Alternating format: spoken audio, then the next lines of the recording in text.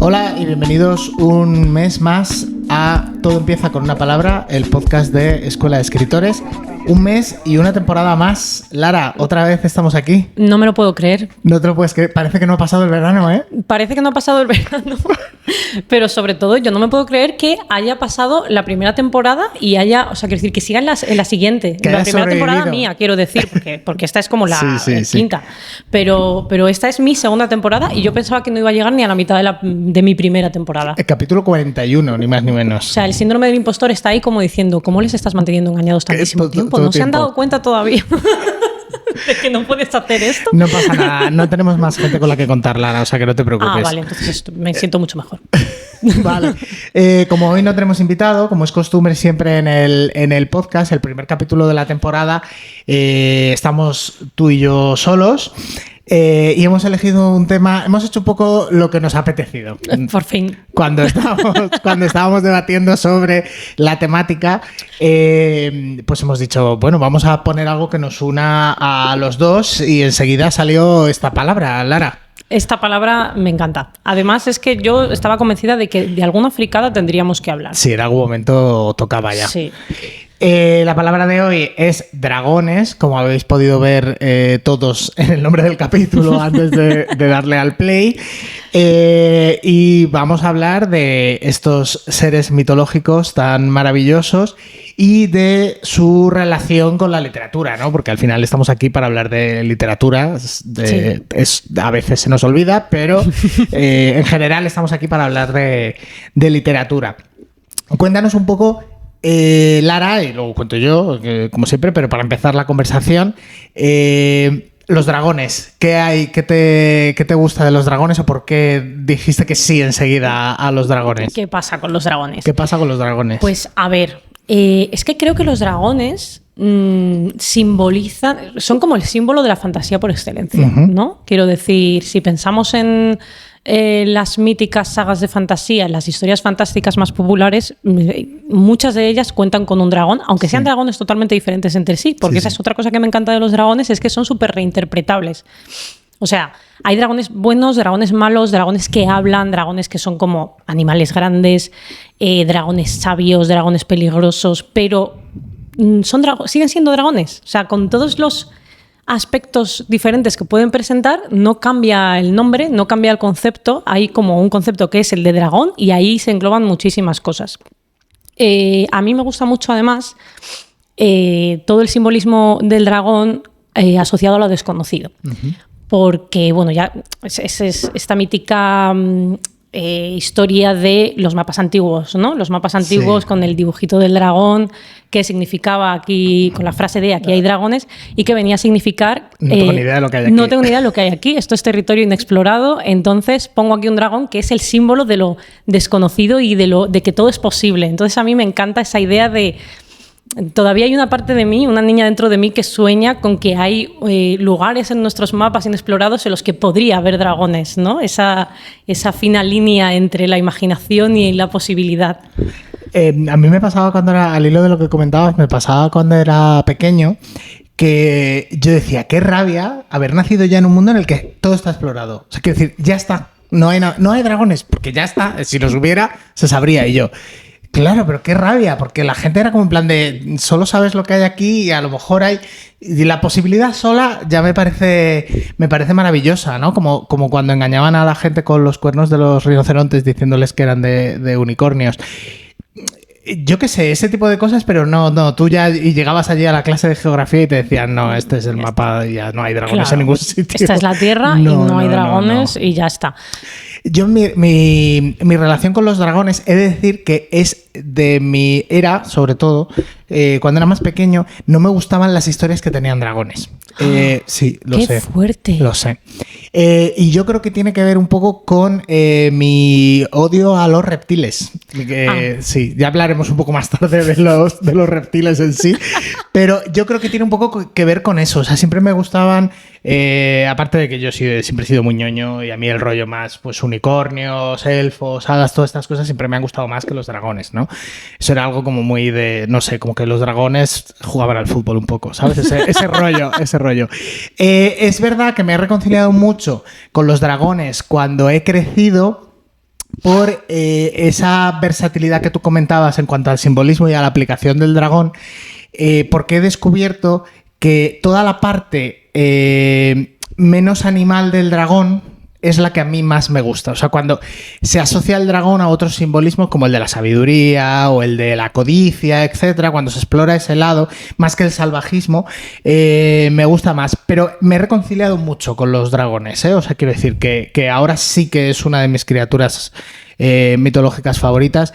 Y como tú dices, yo creo que también influía que el hecho de que esa asociación fantasía-dragón se produjera inmediatamente, yo era como, pues si es tan mainstream el dragón, a mí no me gusta. Yo tiene que ser algo un poquito, ya ves tú, las hadas y los unicornios, es que era muy original, era diferente.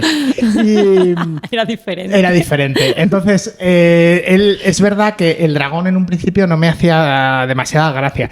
Y que además yo creo que cuando yo era joven, porque todo este tipo de criaturas van y vienen, las modas van y vienen, pasa con los vampiros, pasa con todo. Y ahora estamos volviendo a ver como un resurgir de los dragones, pero es verdad que hace 10, 15 años estaban súper pasados de moda y era como, otra fantasía con dragones. Y no, y como que se olvidaron durante 15 años, una cosa así, y ahora están como volviendo. Y yo era especial, ahora ya no, entonces me voy con las modas y con las tal, entonces ahora ya estoy a topísimo con los dragones. Ya estaba yo pensando, joder, fuiste tú el que dijo, vamos a hablar de dragones. A hablar de dragones. Yo pensaba, es toda una gran trampa. Ahora se va a tirar 40 minutos despotricando. No sé nada de los dragones, Lara, todo va a depender de ti toda la conversación. Odio los dragones, ya está, esa es toda mi aportación. Fin del podcast. No, pero yo entiendo, ¿eh? O sea, entiendo que al final no deja de ser un símbolo, una figura tan clásica, que es como, ya está, ya lo hemos visto mucho. Pero lo que me gusta una de las cosas que me gusta de los dragones es que siempre se pueden reinventar. Sí. Hay mogollón de formas de abordar las historias de dragones, tanto en la literatura como el cine. Se están constantemente dándoles nuevos significados, nuevos papeles en las historias. Y eso me gusta mucho, porque sigue siendo el dragón de toda la vida, pero todo el rato están haciendo un dragón diferente. Entonces, pues, bueno... Si quieres, hablamos de los diferentes simbolismos y de cómo nos gustan o cómo nos hemos acercado a ellos en la literatura, porque a mí me sorprende, hablando de esa versatilidad, ¿no?, que comentábamos antes. Para mí el típico dragón, que es curioso porque es el dragón de ahora, es el dragón animal, ¿no? El dragón salvaje, bestia, peligroso, que es un poco el que podemos encontrar en Juego de Tronos, por ejemplo, que son animales muy inteligentes, pero son animales, no dejan de ser animales. Para mi gusto, ese es el que menos me gusta de todo ese simbolismo, ¿no? Porque algo que decimos siempre a nuestros estudiantes cuando están aprendiendo a escribir fantasía o ciencia ficción o terror es que todas estas entidades imposibles, todos estos seres mitológicos o todos estos espacios que son imposibles, tienen que tener un papel narrativo dentro de la obra, ¿no? Porque son muy visuales, son muy llamativos. Por supuesto, si tú quieres escribir de elfos, escribe de elfos, que nadie te diga, o sea, aunque no tengan ningún trasfondo ni nada, escribe de lo que quieras, ¿no?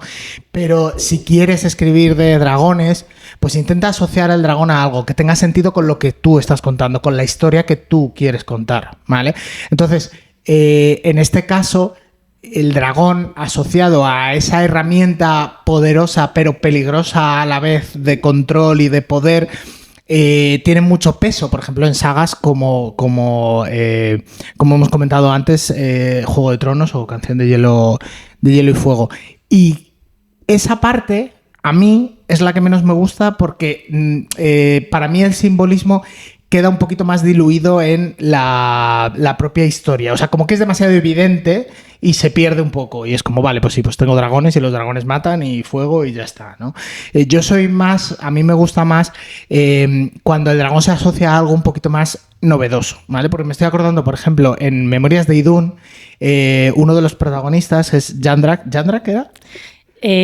¿Jadrak? No, es que me acuerdo si era Jadrak o Jandrak. Protagonista, o sea, el nombre de humano, Jack. Sí, pero yo hablaba de dragón, puede que fuera Jandrak. Puede ser. No me acuerdo. Qué malas personas somos. Sí. Bueno, no lo tengáis en cuenta. El caso es que Laura Gallego lo que hacía era dar a esta criatura otro sentido, que en este caso era el sentido de la nobleza y la fuerza. Y el dragón, en este caso, el protagonista se podía transformar en un dragón, ¿vale? O sea, que no era ya tanto solo el animal, sino que además encontrábamos la parte humana y se representaba como con esa nobleza, ¿no?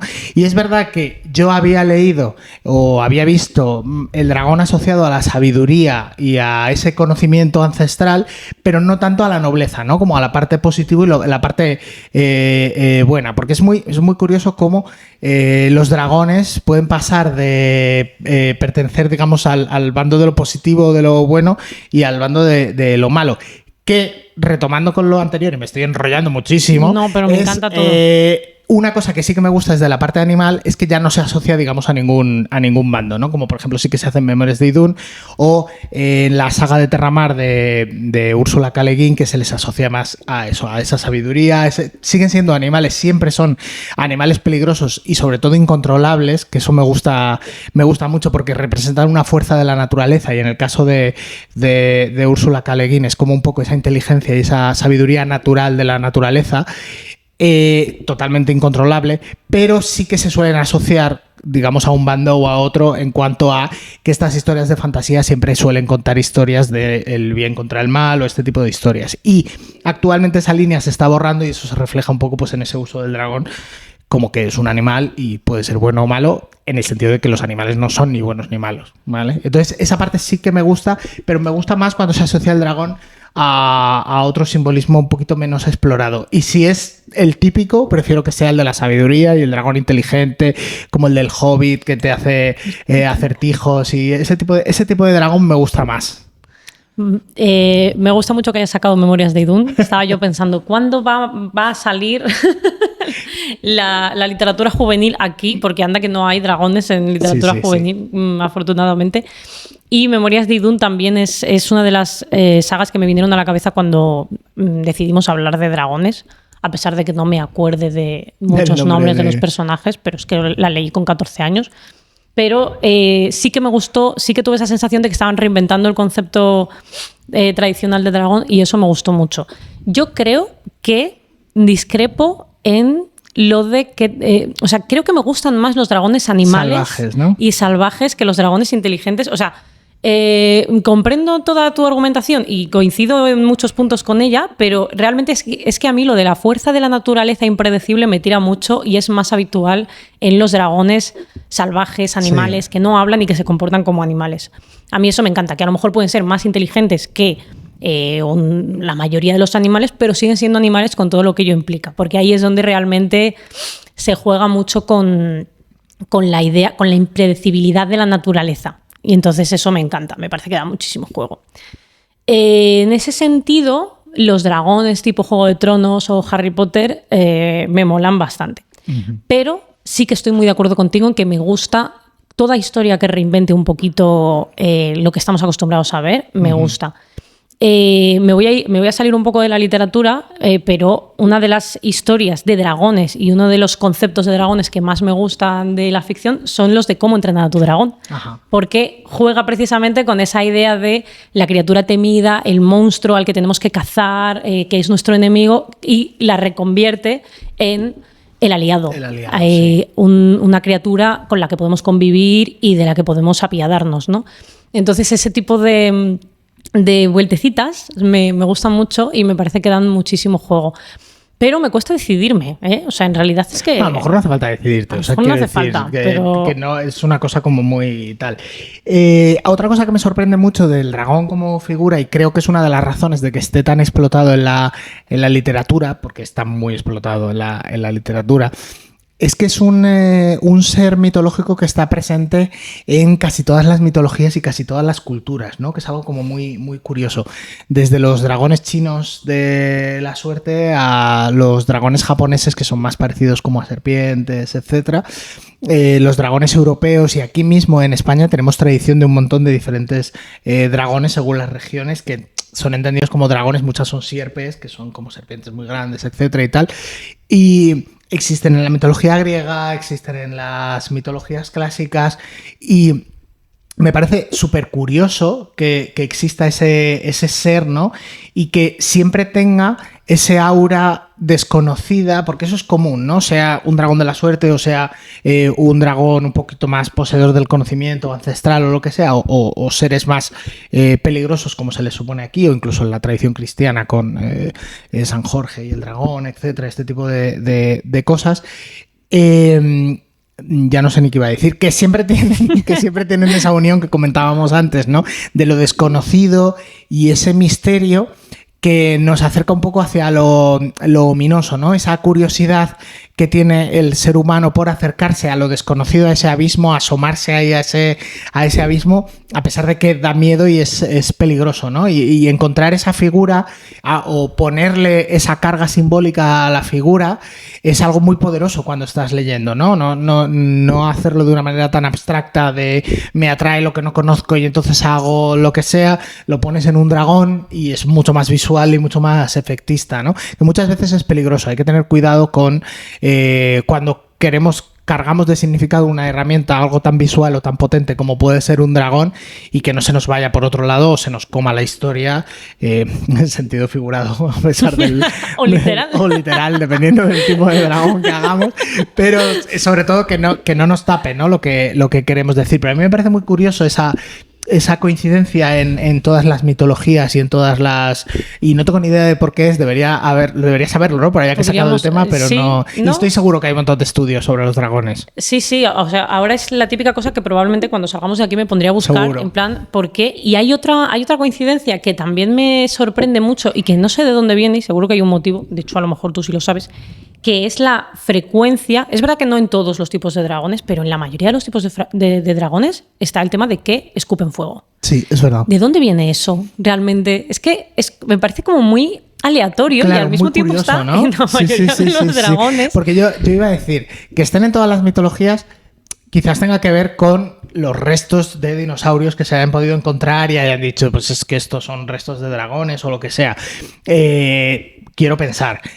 Pero claro, lo de que escupen fuego, eso sí que es verdad que no tengo ni idea, porque no sé si es una asociación ya más actual y más relacionada quizás con el rollo pues de diablos, inframundo, etcétera, o no, o es algo también clásico. Pero es curioso lo de la asociación con el fuego, porque sí. Además es un animal que no siempre vuela, los dragones no siempre vuelan, pero lo del fuego, esa relación con el fuego sí que la tienen y no entiendo por qué, porque suelen estar relacionados pues con la tierra o con el aire, pero el escupir fuego es como súper sí. De pronto, ¿sabes? Es sin ningún tipo de asociación.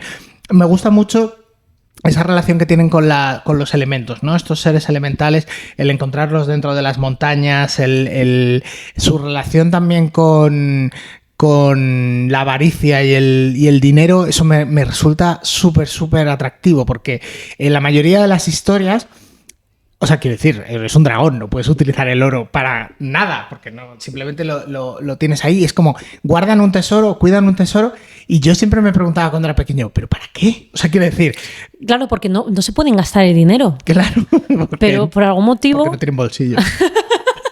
Esa siempre es la razón. Claro, no tienen bolsillo. Claro, pero sí, o sea, me gusta mucho, juega muy bien como metáfora al final, sí. Porque es como es el símbolo de alguien que está acumulando algo que realmente no va a utilizar, que no le sirve de nada, pero insiste en acumularlo y en acapararlo y en protegerlo y en que nadie se lo quite. Quiero decir, cualquier parecido con la realidad es pura coincidencia. Nos parece muy disparatado, pero no deja de ser una representación de la avaricia y de una realidad que está presente y que además es no caduca, ¿sabes? Quiero decir que es una figura y digamos como un defecto del ser humano que existía con las primeras historias de dragones y que sigue existiendo hoy. Entonces me parece que funciona súper bien. De hecho, yo siempre que hablo con los estudiantes del Señor de los Anillos, y hablo bastante con los estudiantes del Señor de los Anillos... Claro, cuando hablas del Señor de los Anillos con los estudiantes, es que por un momento ha sonado como hablo con los estudiantes del Señor de los Anillos. No, ¿quiénes son los estudiantes del Señor de los Anillos? Y porque yo no los conozco. ¿Y por qué no soy una de ellos? en ese curso. No, siento decepcionar, no existe ese curso. Vaya. Hablo con mis estudiantes del Señor de los Anillos y siempre les hablo de la importancia que tiene para mí o cómo Tolkien fue descubriendo o construyendo la idea que él tenía de lo que quería hablar a raíz del Hobbit, ¿no? Ese dragón Smaug que está ahí controlando o vigilando el tesoro y sin embargo luego en la segunda parte en El Señor de los Anillos no hay dragones como tales, están un poco los jinetes, los bichos en los que van montados los Nazgûl, pero bueno. Pero no hay dragones como tales. Pero, sin embargo, el tema de la codicia y el tema, sobre todo, de la corrupción del poder se empieza en El Hobbit y acaba en El Señor de los Anillos, porque para mí el tema principal del Señor de los Anillos es la avaricia y la corrupción por el poder, que se demuestra además claramente en Frodo, ¿no? Con la carga del anillo, etcétera. Entonces esa joya, que además está personificada o identificada en una joya, lo simboliza muy bien. Y Tolkien en esa segunda parte no necesitaba un dragón, pero en esa primera parte lo asoció muy bien utilizando el dragón, tirando ya muy de lo clásico para crear su propia mitología, y esa asociación primera que hace con el dragón en el Hobbit luego ya la lleva a otro nivel, quedándose solo con el anillo de lo demás. Y es una asociación por proximidad que a mí me gusta mucho, ¿no? Como pasa del dragón al anillo y del anillo ya pasa a todo lo que cuenta después en El Señor de los Anillos. Y es otra manera de ver cómo podemos utilizar o se utiliza la misma carga simbólica en diferentes elementos narrativos en función de lo que queramos contar y del género que estemos empleando. Que no hace falta poner un dragón que muchas veces, como yo decía antes, quizás te puede comer eclipsar, efectivamente, o comer la historia, y sin embargo coges el anillo, que es una cosa como muy, muy pequeña, a pesar de que hay un montón de elementos fantásticos en El Señor de los Anillos, pero ninguno, digamos, con esa fuerza tan llamativa como podría ser un dragón, ¿no? Y creo que ahí fue un acierto de los muchos que tiene Tolkien en El Señor de los Anillos, el dejar de lado ese tipo de grandezas para contar la historia que él quería contar y que el tema principal brillara por sí mismo. Y es pues un ejemplo de lo que decía, ¿no? Que muchas veces el dragón te puede servir y otras te puede, al revés, te puede estropear la historia. Yo creo que es un buen ejemplo de por qué es importante pensar en lo que necesita la historia por encima de todo lo demás. Al final, muchas veces, es que el dragón es una cosa muy jugosa. Ya. El dragón, como cualquier criatura mitológica potente, pues ¿quién no querría meter un dragón en su historia, no? ¿Quién no querría? Claro, pero meterlo por meterlo al final se va a notar y te va a dar problemas. Y me parece también, aquí juega otra vez el dragón el papel de metáfora, porque un dragón puede ser cualquier elemento narrativo del que tú te hayas encaprichado y que tú metas ahí con calzador y te puede acabar reventando la historia. La pregunta es, ¿qué necesita tu historia y qué papel puede jugar el dragón? Y si el papel que juega el dragón casa bien con la narración que tú estás contando, con el tema que tú quieres transmitir, bienvenido sea el dragón, y lo haces como tú quieras, porque además, como hemos dicho antes, los dragones tienen infinitas posibilidades y eso es maravilloso. Pero efectivamente me parece un buen aviso de cuidado. Además que con esto. A nosotros que nos gusta escribir género, es muy fácil llevarse por ahí, porque siempre tenemos como nuestros fetiches, ¿no? Pues hay que le encantan los zombies, los vampiros, las brujas, los unicornios, el no sé qué. Entonces siempre, o los fantasmas o lo que sea. Y se corre el riesgo, ¿no? ¿Esto está aquí simplemente como un adorno o está por otra cosa más? Porque parte de la crítica que se suele hacer siempre a este tipo de géneros es que son géneros que están vacíos, que no cuentan nada. Yo no estoy 100% de acuerdo con que incluso aunque fuera así, eso tuviera que ser una crítica porque sí. O sea, quiero decir, no creo tampoco que toda literatura o que toda narración tenga que tener como ese pozo necesariamente. Pero es que además verdad, pocas veces es así. Sí, pocas veces no lo tiene. O sea, quiero decir, pero venga, vamos a fingir que hay... Vamos a comprar esa moto. Efectivamente, vamos a comprar esa moto. Pero claro, el caso está en que si tú te pones a analizar y te pones a investigar las obras bien escritas de género, que pasa como con el realismo, si te pones a analizar las obras mal escritas, pues estamos en lo mismo, ¿no? Pero si te pones a analizar las que están bien escritas, esas entidades o esos elementos imposibles posibles o pertenecientes a la fantasía, nunca están por estar. O sea, quiero decir, puede que hay mucha cosa porque es necesario generar un sentido de la maravilla para mantener esa suspensión de la incredulidad, pero el elemento importante, el principal, en el caso de si metes un dragón, que es algo como muy llamativo, normalmente siempre está simbolizando otra cosa, que es lo que quiere contar el autor o la autora, ¿no?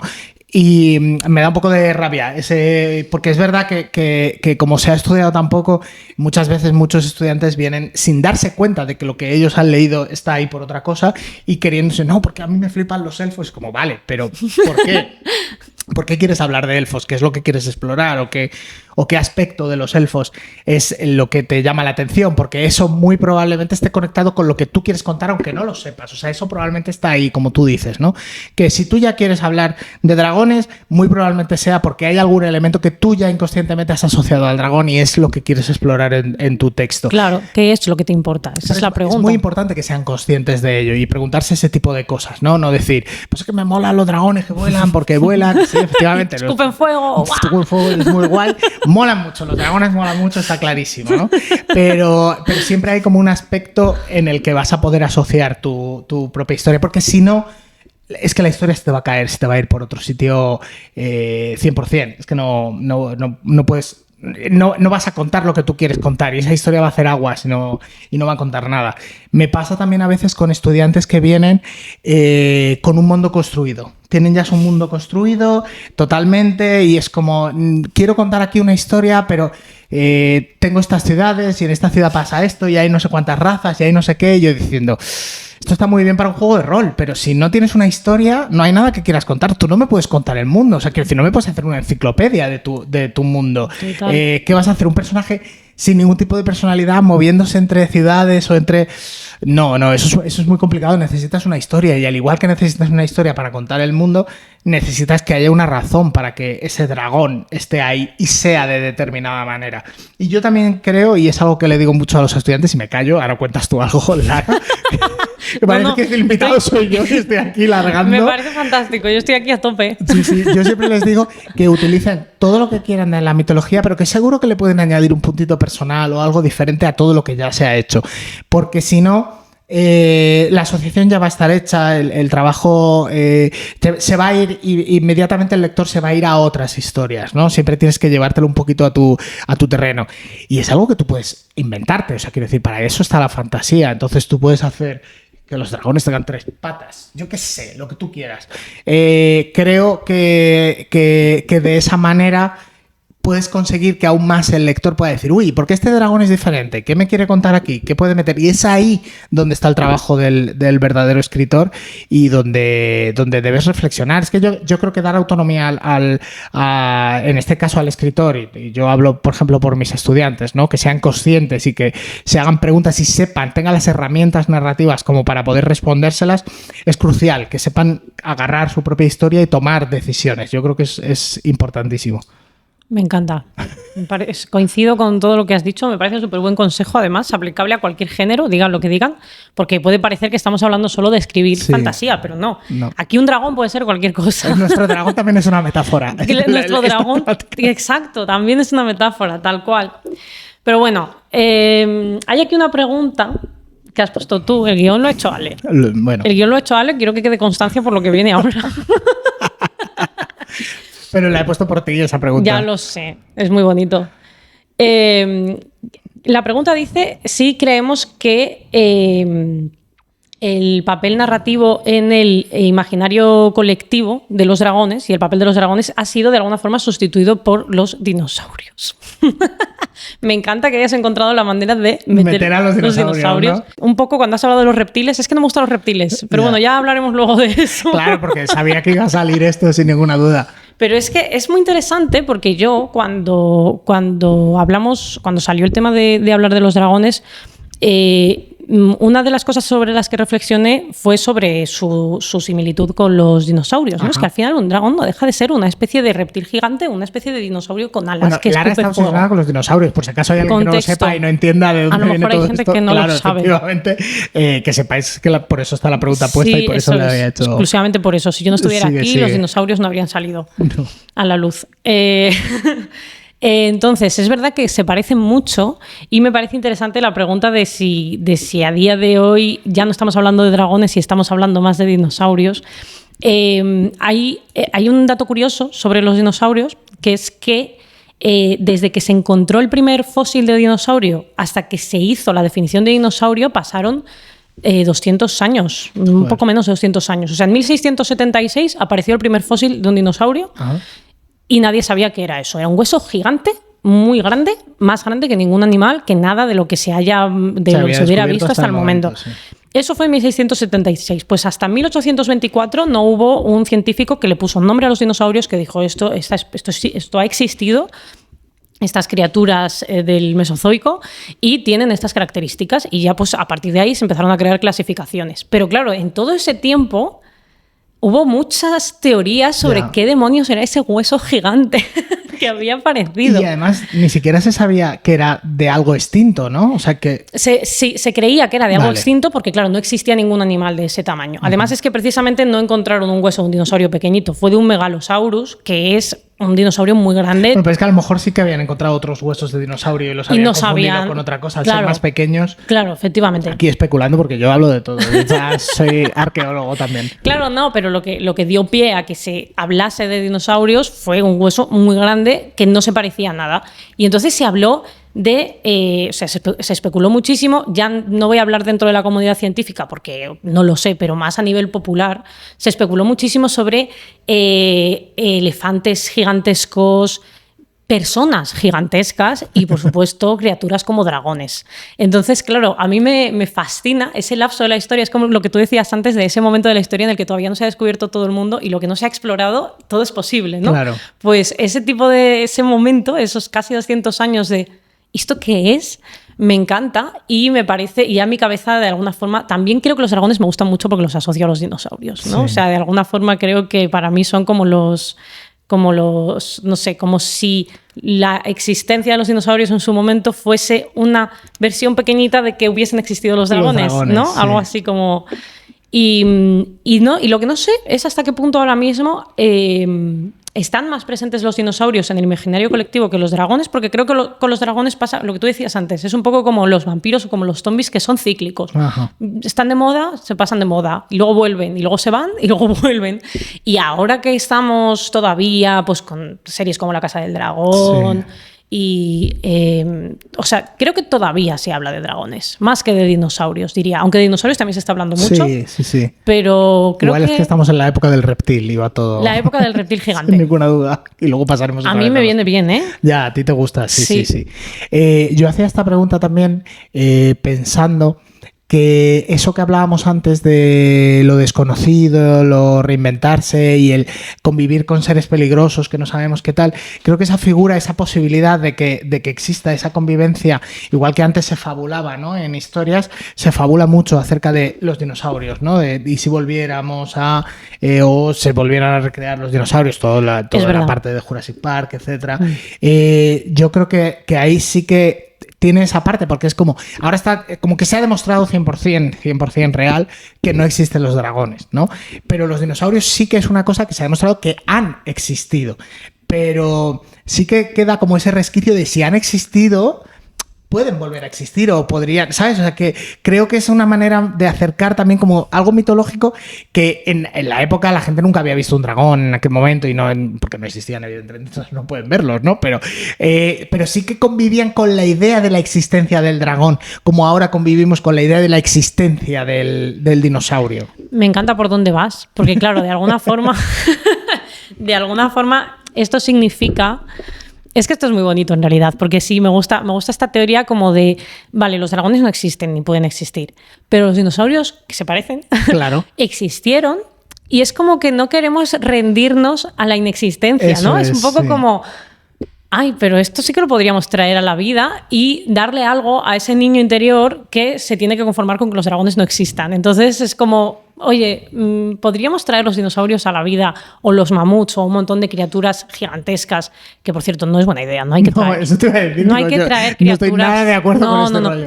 No hay que traer criaturas de otras épocas a la vida. Si están extintas es por algo. No están pensadas para vivir en el mundo actual. Así que, por favor, vamos a olvidar esas ideas. Pero eso es la Lara fan de los dinosaurios. La Lara escritora y fan de la fantasía está fascinada con el hecho de que la gente quiera traer a la vida a los dinosaurios. O sea, simplemente la magia que hay dentro de la idea de yo quiero que esto exista. Esto no existe y quiero que exista porque eso significa algo. Significa que lo inexistente puede pasar a existir y simboliza como una cosa muy fuerte, ¿sabes?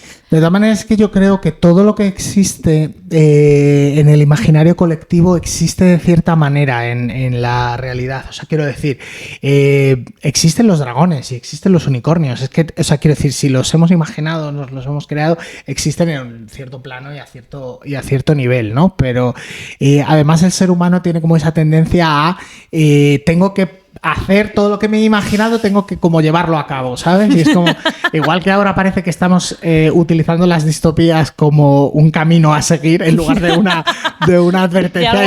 Esto no era un libro de instrucciones.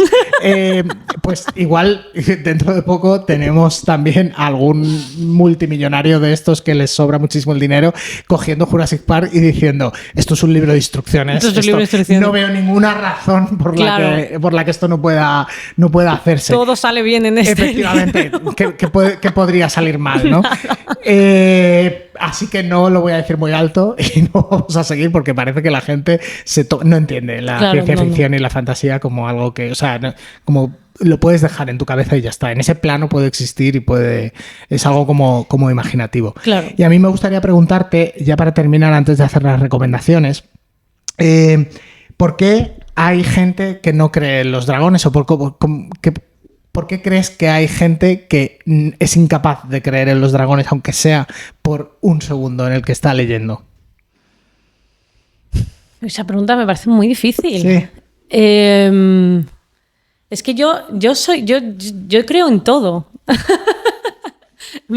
Y me resulta difícil entender la incredulidad total, ¿no? El decir, el no creer en absoluto. O sea, lo que tú dices, ser incapaz de ni siquiera entrar en una historia en la que hay un dragón. Ser incapaz de entrar en una historia en la que hay algo que no existe. Supongo que es por miedo. Yo siempre pienso que este tipo de cosas tienen algo que ver con el miedo y con la sensación de falta de control. Ajá. Entonces, meterte de lleno en algo que no es real, de alguna forma implica soltar una parte de ti, desinhibirte de una manera muy particular. Y creo que eso hay muchas personas a las que todavía les cuesta mucho, ¿no? Les hace sentir indefensas o vulnerables. Hay un escepticismo ahí que en el fondo pienso que también se habla mucho de ego, ¿no? Como de nada de lo que... O sea, yo no puedo caer en nada que no sea 100% real, en nada que no sea 100% palpable, porque yo estoy como por encima de eso. Pero yo siempre creo que detrás de ese estar por encima suele haber algún tipo de miedo o algún tipo de resistencia a la vulnerabilidad. Pero la vulnerabilidad es maravillosa. Sobre todo la vulnerabilidad de meterte en una historia... Lector, si no hay nadie mirándote, da igual. Caerte ahí como si fueras Alicia en el agujero y decir, madre mía, no sé dónde voy a acabar, pero tira de mí. Eso es maravilloso, eso hay que abrazarlo. Es que a mí me sorprende, ¿no? La gente que solo lee realismo, por ejemplo, yo leo de todo y el proceso mental que tienes que hacer para creerte la regenta es exactamente el mismo que tienes que hacer para creerte el Hobbit. Es el mismo, o sea, quiere decir, tú finges, le dices a tu cerebro, sé que esto no es verdad, pero mientras estoy leyendo voy a creerme que es cierto, claro. ¿Vale? Que es lo que se conoce como suspensión de la incredulidad. Claro. Es verdad que ese salto es un poquito más grande cuando estás leyendo, por ejemplo, fantasía, ¿no?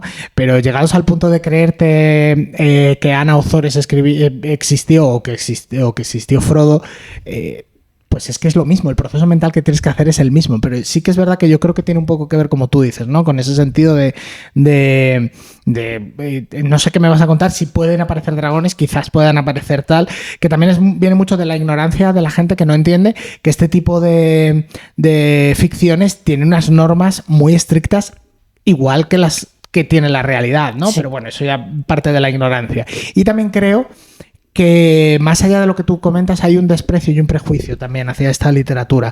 No solo porque por esto que tú decías de es que esto es irracional, porque es mentira, no existe o lo que sea, no me va a aportar nada, que está bien, porque no existe y entonces no me va a enseñar nada porque no es algo que yo pueda aplicar porque no existe, ¿no? Que parten de principios totalmente equivocados. Sí, muy aleatorio todo. Pero claro, esta literatura, como se asocia mucho con la literatura juvenil, que es algo que no hemos hablado, que solo hemos tocado de refilón, pero es verdad que la literatura de la fantasía y la literatura infantil o juvenil van siempre de la mano, y ese desprecio también va mucho como, yo leía de dragones cuando era pequeño, pero es que ahora soy adulto y ¿cómo voy a leer de dragones? Bueno, chico, pues ya está. Pues léete La Regenta, me encanta La Regenta, ¿eh? O sea, quiero decir que es uno de mis libros favoritos. Nada contra La Regenta. No, 100%. Pero es verdad que en el fondo me da un poco de pena, ¿no? Esa postura de...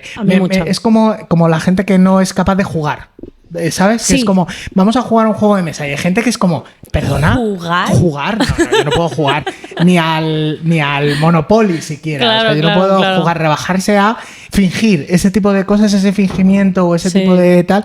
Hay gente que es totalmente incapaz y a mí me da muchísima pena. Y yo creo que tiene que ver mucho con lo de la inseguridad y el decir, a ver si van a pensar de mí que soy no sé qué. Sí. Y tiene un poco qué pena, ¿no? Sí, no sé por qué no queremos ser más niños. No sé cuál es el problema con ser más niños en ese sentido y jugar y meternos en las historias como en literatura infantil y juvenil, que es que todo te parecía real cuando estabas leyendo un libro. Sí. Creo que no hay nada mejor que eso. Yo sin ninguna duda. Reivindico 100%. Que los dragones existen y que hay que ser niños para poder verlos. Reivindicamos aquí los dragones. Bueno, Ursula K. Le Guin tiene una frase como muy famosa, ¿no? Que dice que la gente que no cree en dragones tiene una alta probabilidad de ser comido por dragones desde dentro. Además que acaba siempre como desde dentro. Sí, ¿sabes? me encanta esa tiene frase. Algo dentro de ti que al final te va... ese dragón que tienes dentro al final te va a acabar comiendo. Me pone la piel de gallina esa frase siempre. Sí. Me gusta mucho. Y yo creo que es como muy buena frase, ¿no? Para terminar... y voy a aprovechar para hilarlo, ya que mi recomendación es Ursula K. Le Guin. La maravillosa pues Úrsula. La voy a traer.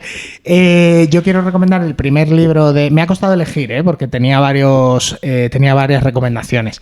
Y la que he traído finalmente es Un mago de Terramar, que es la primera novela de la saga del Terramar, de Ursula K. Le Guin, que le da una vuelta muy guay al tropo del dragón, ¿no? El dragón que aparece es un dragón sabio. De hecho, el protagonista, que es un mago al que le sale muy mal un hechizo, tiene que recurrir a un dragón, ¿no? Para pedirle ayuda, para ver cómo lo soluciona. Este me parece un libro que para mí habla tanto de la ansiedad, de la depresión, de una manera, con un dragón y una escuela de magia. Es que es increíble. Es que es maravilloso. Es un libro tan profundo. Y es una novela juvenil que te habla de una manera que yo la estaba leyendo, estaba diciendo, pues mira, es un mago que va en un barco y tal, y por dentro estaba diciendo, Dios mío, estoy destrozado, o sea, por favor, Samur, ¿sabes? O sea, pero me encantó. Me he leído más de la saga, pero yo creo que es en ese primero, porque en toda la saga utiliza los dragones como con la misma idea. No aparecen en todos los libros, pero me pareció como un uso del recurso del dragón muy, muy inteligente y una manera como de volver a conectar con esa naturaleza, esa sabiduría natural y ancestral para tratar de solucionar un problema que para mí en este caso claramente era la ansiedad y la depresión, ¿no? Porque es esa sombra que le va siguiendo y luego al final se produce ese enfrentamiento. Es maravilloso. A mí ese libro me gustó muchísimo y tiene muchísimos años ya y me parece algo revolucionario. Pero sí, a mí también me parece algo revolucionario. Yo me sumo a tu recomendación. Me parece buenísimo ese libro. Hay que leerlo. Me da igual la edad que tengan las personas que nos están escuchando. Es un obligatorio. Pues ¿La tuya? Hablando de cosas que te destrozan, a ver. Yo he traído una recomendación de relato, porque quería salir un poco de lo que siempre recomiendo novela y he dicho, venga, voy a recomendar relato. Es un relato de Dino Buzzati, Ajá. que Lo leí hace ya años, me acuerdo perfectamente, porque me dejó el alma rota. Todavía hay pedacitos de ella que no he encontrado. Está por ahí tirado. Por ahí, debajo del sofá y tal. Estoy terminando de recomponerla. Y creo que el relato se llama La matanza del dragón. Yo lo leí en el libro de Los 7 mensajeros y otros relatos. Ajá. No sé si estará en alguna otra antología del autor, ¿vale? Pero sé que en ese libro está. Y es una historia sobre pues no sé si es una aldea o un pueblo, pero se junta una expedición para ir a una cueva a las afueras en la que hay un dragón viviendo. Consideran que es peligroso, que puede ser peligroso para la gente, y van a ir a matarlo. No os cuento qué pasa, porque de verdad que vale la pena leerlo, pero id sintiéndoos fuertes. Porque sí, tiene esto que hemos hablado antes de reinterpretar la figura del dragón, de darle una vuelta a las típicas historias de dragones. A mí me removió todo, me encantó, y creo que es un pedazo de relato, así que lo recomiendo mucho. Muy bien, pues ahí quedan nuestras recomendaciones. Se me quedan unas cuantas en el tintero, pero ya me las guardo para otro día. No podemos hablar sí. todo el rato de dragones. Ya hablaremos otro día de brujas, de vampiros, de fantasmas. Tenemos mucho de lo que coger. Sí.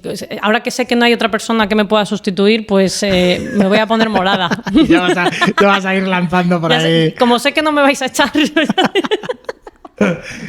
Bueno, pues nada, Lara, bienvenida una vez más a nuestro podcast, porque no es mío, es de la escuela en realidad, pero es nuestro podcast. Y tenemos una temporada muy, muy, muy interesante, con un montón de invitados muy guays. Tenemos una temporada calentita y muy variada, que es lo que más me gusta. Sí. Vamos a cerrar con las redes sociales. Me parece bien. A mí me podéis encontrar como Lara Coto, Lara_Coto, tanto en Instagram como en TikTok. Y a mí como Alejandro Marcos en Blue Sky y en Instagram. Y no os olvidéis de seguir @de escritores, que es la red de la escuela. La red de la escuela, donde se irán publicando las novedades de nuestro podcast y de las otras publicaciones de la escuela. Eso es. Bueno, Lara, pues nos vemos el mes que viene. Nos vemos el mes que viene. Gracias, Ale. Hasta luego. Hasta luego.